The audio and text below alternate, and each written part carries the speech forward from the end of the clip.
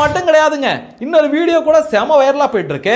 14 நாட்களாக துப்புரவு தொழிலாளர்கள் தலைநகரில் கடுமையான போராட்டத்தை பண்ணிட்டு இருந்தாங்க.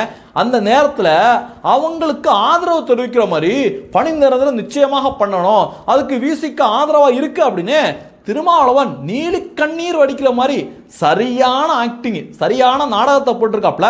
முதல்ல அதை பாருங்க. தனியார்மயப்படுத்துவதை அரசு கைவிட வேண்டும். ஒப்பந்த ஊழியர்களாக இருக்கிற தூய்மை பணியாளர்களை பணி நிரந்தரம் செய்ய வேண்டும் என்கிற நிலைப்பாட்டில் விடுதலை சிறுத்தைகள் கட்சி உறுதியாக இருக்கிறது.